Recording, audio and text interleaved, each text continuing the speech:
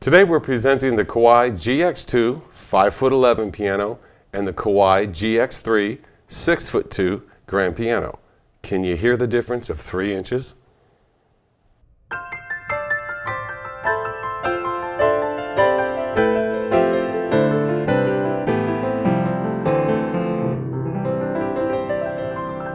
Hi, this is Ted with Alamo Music Center in San Antonio, Texas. I'm Patrick Marr. You can find us online at alamomusic.com. If you haven't already, please subscribe to our YouTube channels, check out our other videos, sign up for notifications, like our videos, leave us comments.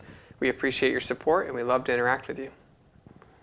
This is a tough comparison. It's tough, and in preparing for this video, I think the thing we're most excited for is the playing, of course, because that's what we want to get to the good stuff. We want to hear, is there a big difference? Is volume a concern? String length? What is going to differentiate these two? And what do you get for that extra 3 inches? But really, when you get to this price point, it's the small things that matter. It is, and the preferences are going to be, I think they're just going to be personal taste, but it could also be venue. In other words, how much room is in the room that they're going to put the piano in. I think what's unique about this is, at least here in the U.S., where we measure everything with feet and inches, the 6 foot point is a very important distinction between, I would say, a big kid piano and a little kid piano. These are both right there. It's like enter the adult range when you break 6 foot, but it's like the 5'11", you're right there on the cusp of 6 foot. So you got a lot of string length, a lot of soundboard, a really solid instrument, especially with the GX series being what it is. And then you go up to a 6'2", you get a couple more inches on every bass string. You get a little bit more soundboard. You think about the inches multiplied by the width, and that's how much more spruce you get there. The frame, all these things, because you see the big price jump, and at least on MSRP, that's the only thing we can talk about as speculators on the internet. But it appears to be there's about a $15,000 jump as you move from a GX2 to a GX3. So what is the major difference? Yeah, $5,000 an inch. I mean, and if you're expensive. the guy writing the check or paying for it, it's like, this is worth it to me. And that would have to probably be more along the player or the business mentality of we need at least a 6 foot piano. Yeah, so this is going to be very interesting because we're, again, real excited for that 6 foot range, something right below, sliver below, sliver over. And, let's hear, the bass sustain. Let's hear the sustain of the instruments and really kind of hear some of the more delicate passages of playing because, the keys are going to be a little bit longer on the GX3 than the GX2. And, just the scale's a little bit longer. We'll hear the differences, and let's see if you guys can tell the difference and say, hey, this one's worth it. Or if you've played some, leave some comments because I know this is going to be a topic of debate. So let's take a listen to us playing the GX2 versus the GX3.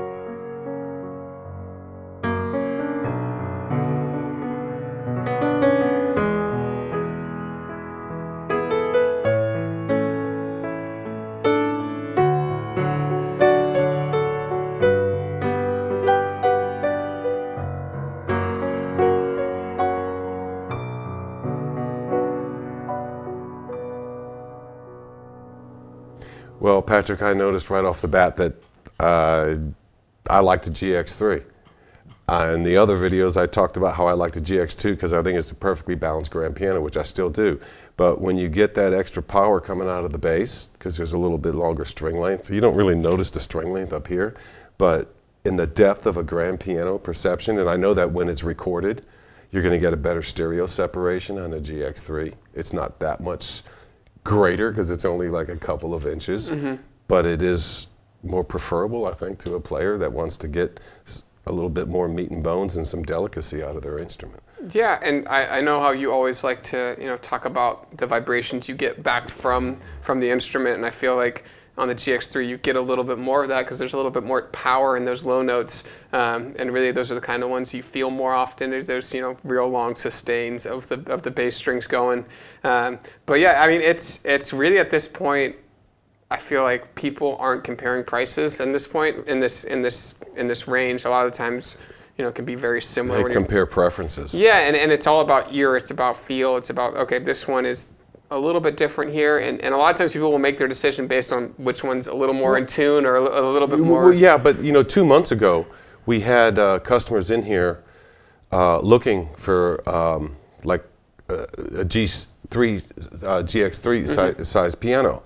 And when they played the GX2, they thought, man, this is great. And it's less than what we were looking to spend it. Well, then they started doing some critical listening, and they went back and forth and back and forth. And it was like a salesman comes over and says, hey, man, I need you to play this piano, and then go play this piano. Back and forth, back and forth. And a non-player, it was the wife in the house that said, I can hear the difference. This one is the one we want. Personal preference. They bought the GX3. Yeah, it's these are very like A and B, like people make decisions all the time. We're like, okay, if price wasn't a concern, which one sounds better, which one feels better, and you really you can hear it in the room, standing around it, you can hear it when you're playing it, but really it comes to what speaks to you, what is comfortable to you. Well, sometimes I notice too that even the player can't make a decision, and so like a lot of times the guy said, man, I can't tell what to do. I said, I'll tell you what, why don't you go to the end of the room, or go around the corner where you can hear me, and I'll play one and I'll play the other. And then you decide which one I played first and which one I played second. And they walk the room, and then they'll go around the corner, and I'll play them, and they come back and say, I like the first one you played. I said, that was the GX3.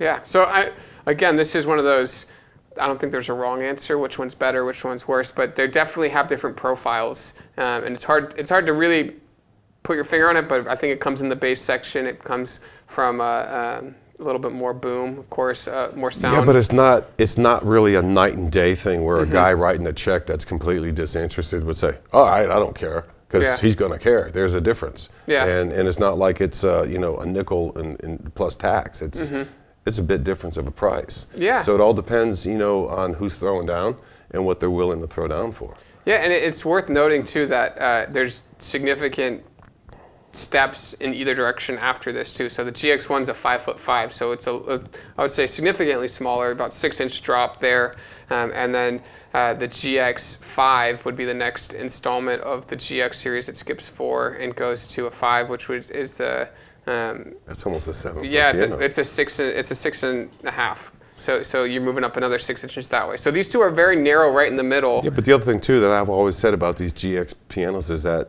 they sound bigger than they are. They sound like they're about 4 or 5 inches bigger than they really are. All of them. Yeah. And so when you're talking a matter of three inches between two models, where they already sound bigger than what they are. Yeah. They're powerful little pianos. They're powerful pianos. Yeah, and so we've done some videos on the GX2 and on the GX3, so make sure you guys check those out because we'll go more in depth on features, the Millennium 3 action in there, what does that have as far as the Neotex key tops, the carbon fiber in it, all the cool nitty gritty details. We go in a little bit more and explain that, as well as the rim, what makes the rim so unique, the soundboard, the taper soundboard. We get a little bit more in depth on both the GX2 and the GX3, but both these instruments are incredible, and we wanted to do a comparison on them because it can be confusing. What is the difference besides a couple inches? Is that going to add a lot? Is it going to change the profile? And yes, it does. It changes what the instrument sounds like as a player and as the listener in the room. So really, if you've owned either of these, or if you've maybe owned a predecessor, the RX2, the RX3, or the KG2 and the KG3, we see a lot of KG2s, we see a lot of RX2s. The 3s sometimes get left out, and I'm trying to put my finger. I don't know if it's a price thing, or if they don't make as many of them. But it seems like the 2 is more popular. It's their popular bread and butter. 5'11", 5'10". The predecessor was 5'10". So just leave insight for some listeners, some watchers, because everyone's opinion matters on this, because I think it's through all of us we kind of form the opinions of pianos. But I really enjoyed playing the 3. Of course, the GX2 is near and dear to my heart. I think that's my favorite. But really just different profiles, I would say, between the two. Ted Barslew, I'm Patrick Marr with Alamo Music. You can find us online at alamomusic.com. Please subscribe to our channel so you can see more great content. We'll be comparing the GXs to the SKs once we have those back in stock. But yeah, I think we'll be shooting on some really cool instruments here in the very near future. So make sure you're subscribed to stay up to date with our latest content. Thank you for watching.